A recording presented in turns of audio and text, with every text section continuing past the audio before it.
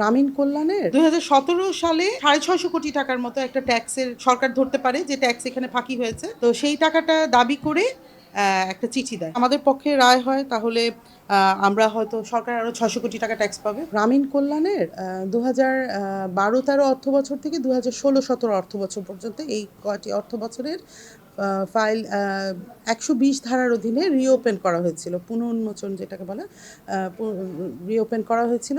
সেই রিওপেনিং অর্ডারটা 120 ধারায় অ্যাসেসমেন্ট করা হয়েছে। সেই অ্যাসেসমেন্টের বিরুদ্ধে ওনারা একটা রিভিউ ফাইল করেছিলেন কমিশনারের কাছে, তো কমিশনার সেই রিভিউটাকে রিজেক্ট করে দেন। সেই রিজেকশন অর্ডারকে চ্যালেঞ্জ করে ওনার হাইকোর্টে একটা রিট পিটিশন ফাইল করেন। আবার কমিশনারের যেই অর্ডারটা ছিল সেটাকে আবার আমরা কমিশনার কারেকশনও করেছিলেন 73 ধারার অধীনে। সেই কারেকশনকে চ্যালেঞ্জ করে ওনারা আরেকটা পিটিশন ফাইল করেন হাইকোর্টে। দুইটা রিট পিটিশন ফাইল করা হয়েছে। সেই রিট পিটিশন দুইটা পূর্ববর্তীতে আগে শুনানি হয়েছিল। হাইকোর্ট একটা ডিসিশন দিয়ে মামলা ডিসপোজ অফ করে দিয়েছিলেন। হাইকোর্ট মূলত বলেছিলেন 121 ধারার অধীনে যেই রায়টা অর্ডারটা আছে সেটাকে সেট অ্যাসাইড করে 120 ধারার অধীনে রায়ের বিরুদ্ধে অ্যাপিল ফাইল করতে বলেছিলেন। তা এর বিরুদ্ধে আমরা সরকার ইয়াতে যাই, অ্যাপেলেট ডিভিশনে যাই।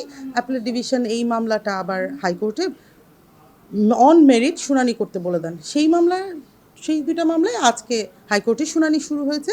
আজকে বাদী পক্ষ মানে পিটিশনার যারা তারা তাদের বক্তব্য আংশিক বক্তব্য রেখেছেন আর কি।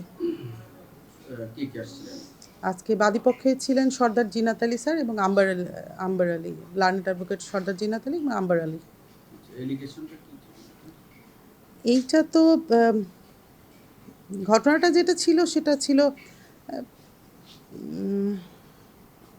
120 ধারার অধীনে অ্যাসেসমেন্টে কিছু ভুল ছিল আর কি। অ্যাসেসমেন্টের কিছু ভুল ছিল, সেই ভুলের অধীনেই সেই ভুলটাকে ধরেই রিওপেন করা হয়েছে আর কি। ভুলটা তো অনেক মানে টাকার অ্যামাউন্ট কি বলা যায় 600 সামথিং কোটি টাকা, অ্যারাউন্ড 600 কোটি টাকা, 600 কোটি টাকার কিছু বেশি। টোটালটাই ট্যাক্স, না আয়কর কর্তৃপক্ষ। এটা জয়েন্ট কমিশনার অফ ট্যাক্সেস যেই চিঠি ইস্যু করছে, কমিশনারের যেই ডিসিশন সেই ডিসিশনের এগেইনস্টে। তার মানে এখন যে হিয়ারিংটা শুরু হলো এটা শেষ হলে কি মানে কি দাঁড়াইতে পারে বা আপনাদের যদি হিয়ারিং আমাদের পক্ষে রায় হয় তাহলে আমরা হয়তো সরকার আরও 600 কোটি টাকা ট্যাক্স পাবে। 2017 সালে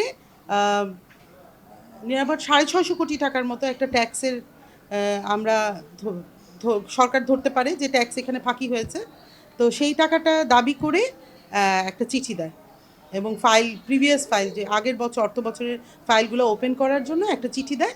সেই চিঠিকে চ্যালেঞ্জ করে ওনারা ওই চিঠির প্রেক্ষিতে প্রথমত অ্যাসেসমেন্ট হয়েছে, সেই অ্যাসেসমেন্টকে চ্যালেঞ্জ করে ওনারা রিপিটিশন ফাইল করেছিলেন। সেই মোশনটা আসলে অ্যাকসেপ্ট হয়নি। পরবর্তীতে ওই অ্যাসেসমেন্ট অর্ডারের এগেনস্টে আবার কমিশনারের কাছে যান। সে কমিশনার সেইটাকে আবার রিভিউ করে আবার অন মেরিটে রিজেকশন করে দেন যে ওনাদের কোনো আসলে ওনাদের যেই কথাটা সেটা ঠিক না, আয়কর দপ্তরের যেটা আছে সেখানে সেই কথাটাই ঠিক আছে। তো সেই কমিশনের অর্ডারটাকে চ্যালেঞ্জ করে এবং পরবর্তীতে কমিশনের অর্ডার আবার কারেকশনও হয়েছিল, সেই কারেকশনকে চ্যালেঞ্জ করে দুইটা রিট পিটিশন ফাইল করা হয়। এই রিট পিটিশন দুইটাতে যদি রুলটা ডিসচার্জ হয় মানে সরকার পক্ষ যদি যেতে, তাহলে আমরা প্রায় 650 কোটি টাকার মতো ট্যাক্স পাবো বলে আশা করছি।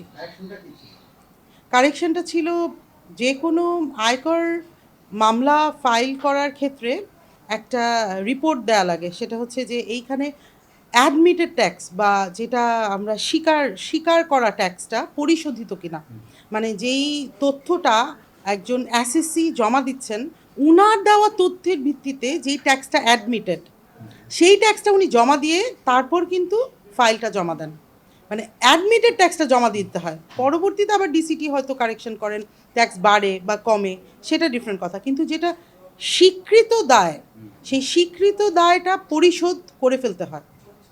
এই স্বীকৃত দায়টা পরিশোধিত কিনা কারেকশন করে বলা হয়েছে যে প্রথমে বলা হয়েছিল স্বীকৃত দায়টা পরিশোধিত, পরে আসলে এটা একটা আয়কর ডিপার্টমেন্টে একটা ভুল ছিল, এটা পরে 73 ধারার অধীনে আবার কারেকশন করে বলা হয়েছে যে স্বীকৃত দায়টা আসলে পরিশোধ করা হয়নি, যে দায়টা উনি স্বীকার করছেন সেই দায়টা উনি পরিশোধ করেননি। এইটা যদি পরিশোধ না করা হয় তাহলে কোনো অ্যাপিল ফাইল করা যায় না। এই 660 কোটি টাকার কোনোটাই ওনার মানে দেন নেই। এটা স্বীকৃত না, উনার তো ফ্যাক্ট অনুযায়ী স্বীকৃত এটা। আসলে এনবিআর কাছে যাওয়ার স্টেজ না এটা। এনবিআর কাছে সব মামলা তো আর যায় না, যেটা আয়কর কর্তৃপক্ষের কাছে যায়।